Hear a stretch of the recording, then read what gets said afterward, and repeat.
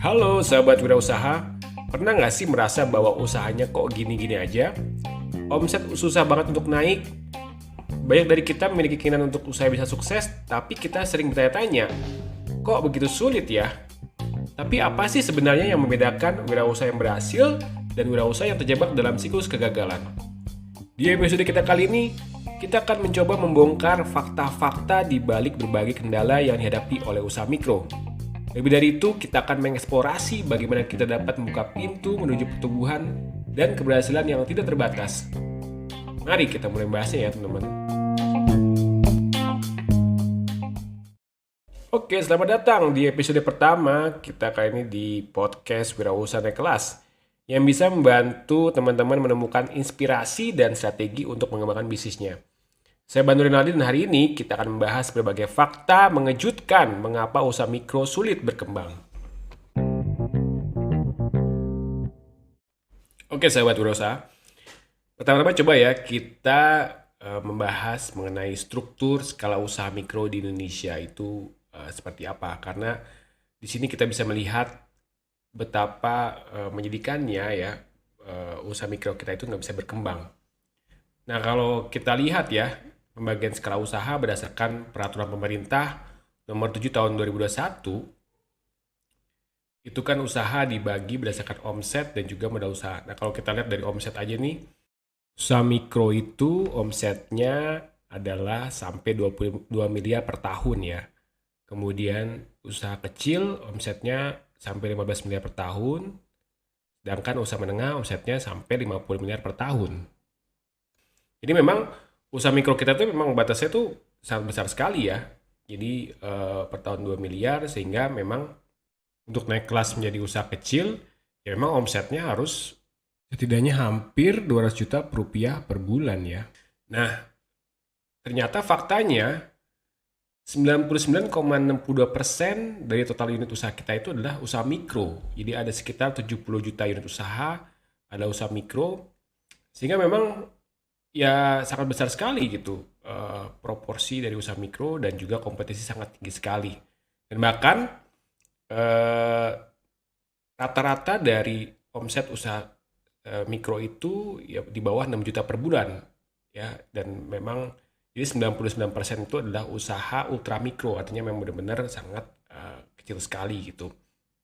Nah kalau untuk usaha kecil itu ada sekitar 0,3%, usaha menengah 0,07%, dan usaha besar hanya 0,01%. Bayangin ya. Dan makanya World Bank itu bilang bahwa struktur usaha di Indonesia itu disebutnya missing middle, artinya memang sangat besar banget di bawahnya gitu dan nggak proporsional banget ya, karena usaha besarnya sangat kecil banget gitu. Jadi ini mengapa kita bisa melihat bahwa betapa besarnya masalah bahwa usaha mikro kita itu nggak bisa berkembang gitu ya. Nah makanya selanjutnya kita akan coba bahas apa saja fakta masalah dari usaha mikro ini. Oke, masalah pertama yang akan kita bahas adalah mengenai kurangnya akses pemasaran. Nah, kalau data nih ya menunjukkan bahwa hanya 20% UMKM yang sudah go online. Dan bahkan kurang dari 9% UMKM kita itu menggunakan digital teknologi yang maju. Jadi memang faktor ini sangat penting. Kalau kita lihat sekarang ini sudah berkembang ya pasar digital atau pasar online. Setelah COVID kita lihat bahwa makin banyak para konsumen yang membeli di e-commerce lewat sosial media.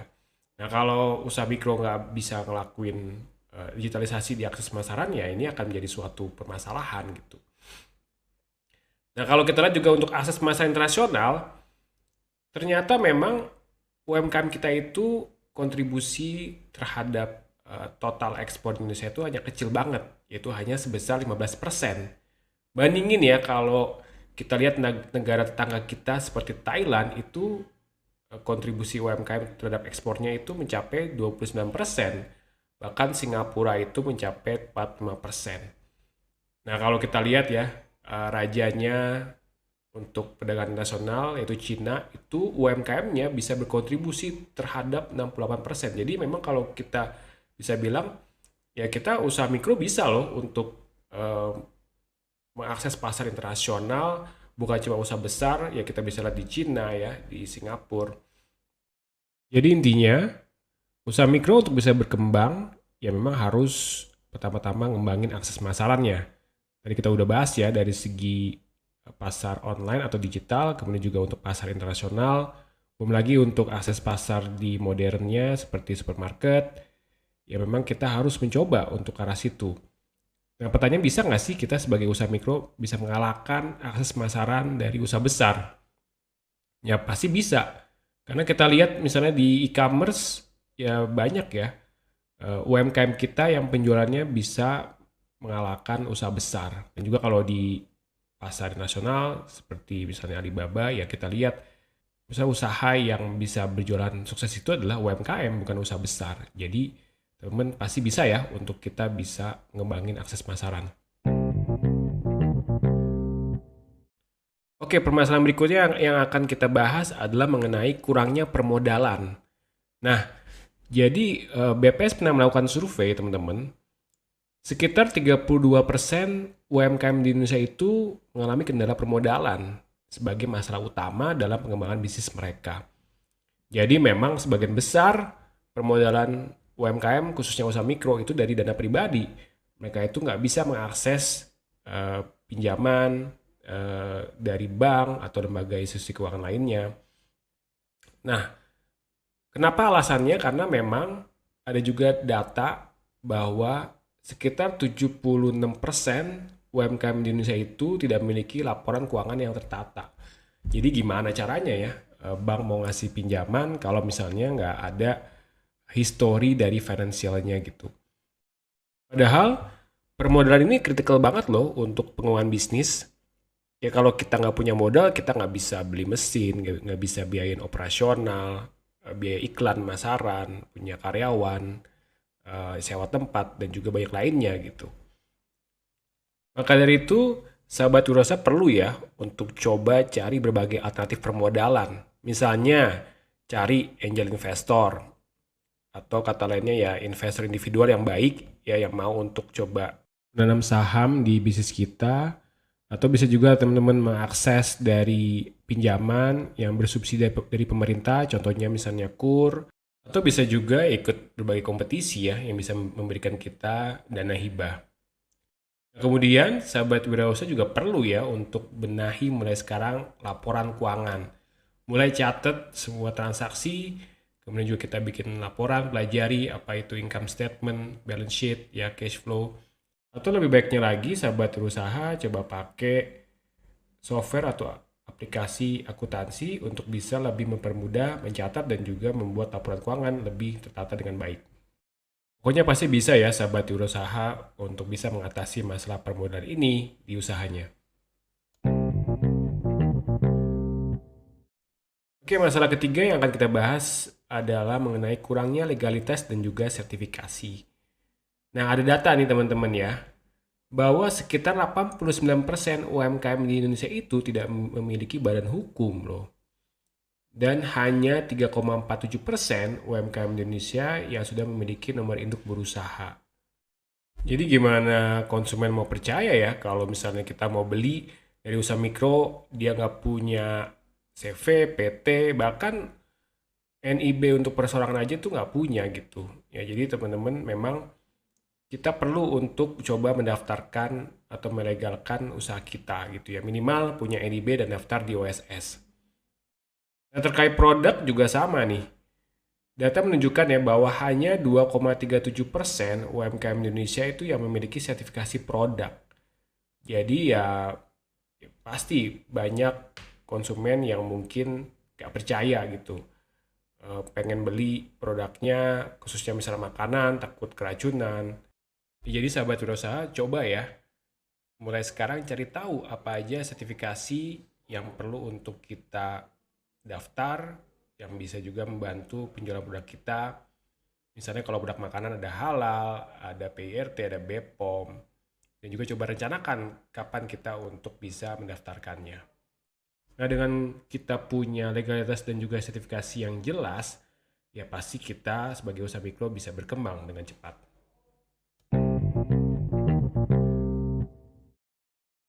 Oke, sekarang kita bahas mengenai masalah keempat, yaitu adalah kurangnya manajemen. Nah, kita bisa lihat ya, bahwa faktanya memang kebanyakan usaha mikro kita itu nggak punya karyawan. Jadi kalau kita misalnya berwirausaha, kita sebutnya kita CEO, padahal kita adalah Chief Everything Officer gitu teman-teman ya. Jadi ngerjain marketing sendiri, operasional sendiri. Nah, ini tercermin dari data mengenai rasio kewirausahaan kita yang hanya 3,1%. Nah, bingung ya, kenapa? Bisa kecil banget padahal rasio usaha mikro kita adalah 99,6% dari total unit usaha. Nah, alasannya adalah karena pemerintah menghitung entrepreneur itu adalah yang sudah memiliki karyawan. Jadi memang ya kalau kita lihat sedikit sekali wirausaha kita yang sudah memiliki karyawan gitu. Jadi kebanyakan mereka berusaha sendiri atau disebutnya self-employed gitu ya. Nah, kalau untuk dari sisi manajemen ini juga ada data ya dari BPS bahwa ketika survei hanya 14% UMKM di Indonesia yang memiliki manajemen yang baik gitu. Jadi ya memang ketika kalau kita lihat banyak usaha mikro kita itu nggak ngerti gimana caranya untuk melakukan manajemen operasional, marketing gitu ya, SDM, dan akhirnya mereka ya udah berusaha tapi nggak punya modal manajemen yang bisa membuat mereka berkembang. Nah, ini juga kita bisa lihat ya, karena kebanyakan memang pelaku usaha mikro itu mereka sifatnya adalah sebagai pengganti dari pekerjaan, jadi mereka itu nggak punya pekerjaan karena mereka itu nggak bisa sekolah tinggi, akhirnya ya udah mereka akhirnya berusaha sehingga mereka nggak bisa punya skill manajemen yang baik. Nah, tapi teman-teman ya bisa untuk mengatasi masalah ini, ya pertama dengan cara mengikuti training-training ya, karena sekarang kita bisa lihat di internet udah banyak banget ilmu-ilmu manajemen yang bagus, kemudian juga kita bisa lihat banyak juga online course. Nah, kalau misalnya untuk UKM kita juga bisa lihat ya, ada namanya ukmindonesia.id. Jadi teman-teman bisa juga belajar di situ mengenai cara mengembangkan bisnis. Nah, kemudian juga teman-teman perlu untuk mulai bisa punya karyawan gitu. Minimal karyawan kontrak atau freelance, karena kita nggak mungkin ngembangin bisnis sendirian ya, karena ya pasti akan capek dan nggak mungkin bisa melakukan semuanya secara efisien. Jadi teman-teman pasti bisa untuk mengatasi masalah manajemen ini.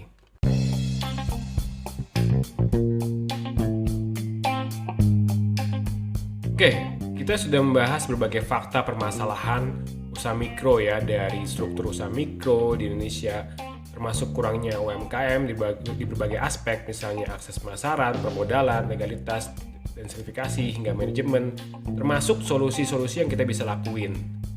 Nah, meskipun banyaknya kendala yang dihadapi para wirausaha mikro di Indonesia, kita harus menyadari nih teman-teman bahwa sebagian besar wirausaha di Indonesia hanya yang memiliki survival mindset. Itulah mengapa banyak yang wirausaha itu mengalami berbagai kendala tersebut. Jadi, ya kita coba ya, nanti di episode berikutnya kita akan coba membahas mengenai pentingnya memiliki entrepreneurial mindset yang baik sehingga bisa terlepas dari segala permasalahan tersebut. Nah, semoga sahabat wirausaha juga mendapatkan wawasan baru ya dan motivasi untuk mengatasi berbagai hambatan tersebut. Ingat, setiap usaha memiliki potensi untuk berkembang, asalkan kita berani mengambil langkah nyata dan terus belajar dari setiap tantangan. Sekian pembahasan kita hari ini di episode perdana podcast Wirausaha Naik Kelas. Sampai jumpa di episode berikutnya. Teruskan perjuangan dan jangan pernah menyerah ya teman-teman. Salam sukses sahabat wirausaha.